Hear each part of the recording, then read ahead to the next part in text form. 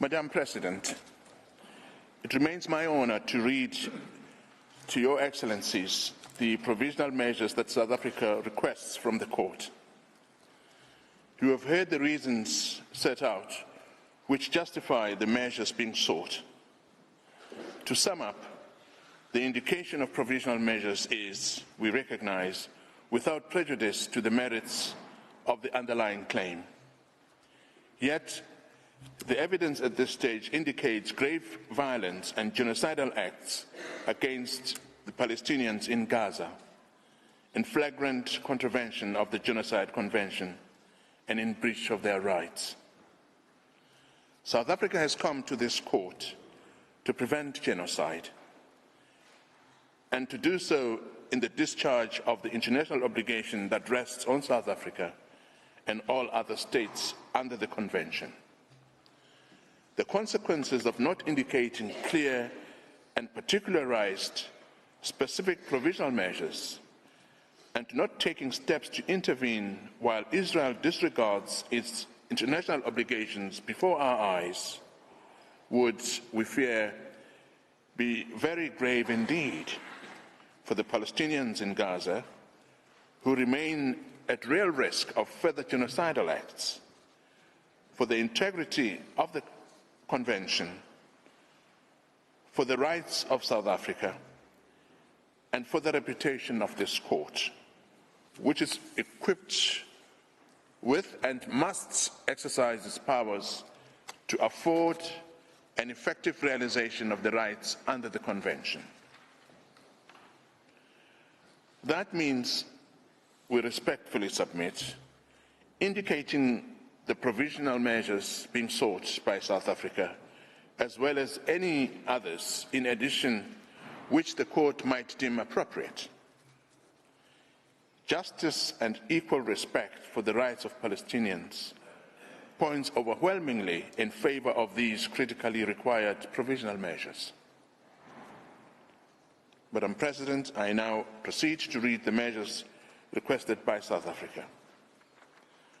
On the basis of the facts set forth above, South Africa, as a state party to the Convention on the Prevention and Punishment of the Crime of Genocide, respectfully requests the Court, as a matter of extreme urgency, pending the Court's determination of this case on the merits, to indicate the following provisional measures in relation to the Palestinian people as a group protected by the Genocide Convention. These measures are directly linked to the rights that form the subject matter of South Africa's disputes with Israel. 1. The State of Israel shall immediately suspend its military operations in and against Gaza. 2. The State of Israel shall ensure that any military or irregular armed units which may be directed, supported, or influenced by it, as well as any organizations and persons which may be subject to its control, direction, or influence, take no steps in furtherance of the military operations referred to in point 1 above. 3. The Republic of South Africa and the State of Israel shall each, in accordance with their obligations under the Convention on the Prevention and Punishment of the Crime of Genocide, in relation to the Palestinian people, take all reasonable measures within their power to prevent genocide. 4. The State of Israel shall, in accordance with its obligations under the Convention on the Prevention and Punishment of the Crime of Genocide, in relation to the Palestinian people as a group protected by the Convention on the Prevention and Punishment of the Crime of Genocide, desist from the commission of any and all acts within the scope of Article 2 of the Convention, in particular, A. Killing members of the group, B. Causing serious bodily or mental harm to the members of the group, C. Deliberately inflicting on the group conditions of life calculated to bring about its physical destruction in whole or in part, and D, imposing measures intended to prevent births within the group. 5. The State of Israel shall, pursuant to point 4, paragraph C above, in relation to Palestinians, desist from and take all measures within its power, including the rescinding of relevant orders, of restrictions and or prohibitions to prevent A, the expulsion and forced displacement from their homes, B, the deprivation of access to adequate food and water, access to humanitarian assistance, including access to adequate fuel, shelter, clothes, hygiene and sanitation, the medical supplies and assistance, and C, the destruction of Palestinian life in Gaza. Number 6, the State of Israel shall, in relation to Palestinians, ensure that its military, as well as any irregular armed units or individuals which may be directed, supported, or otherwise influenced by it, and any organizations and persons which may be subject to its control, direction, or influence, do not commit any act described in 4 and 5 above, or engage in direct and public incitement to commit genocide, conspiracy to commit genocide, attempt to commit genocide, or complicity in genocide.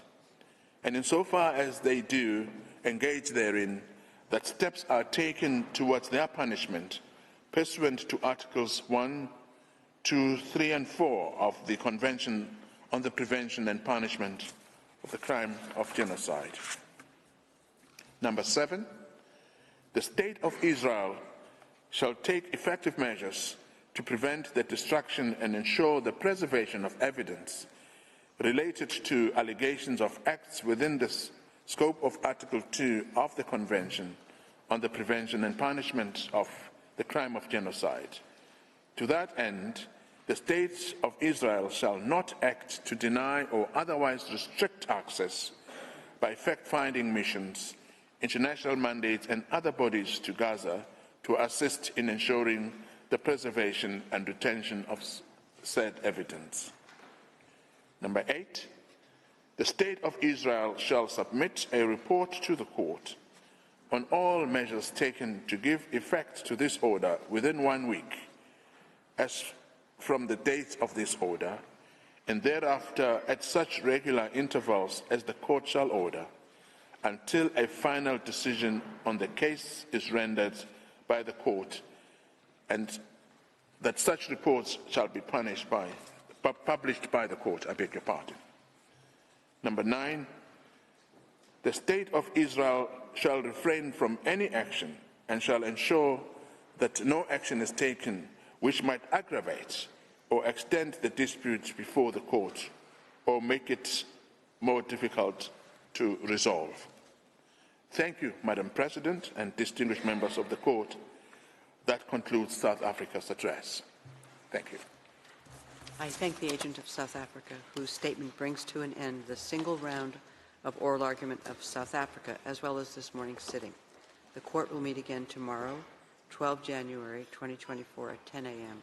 to hear the single round oral argument of Israel. The sitting is adjourned.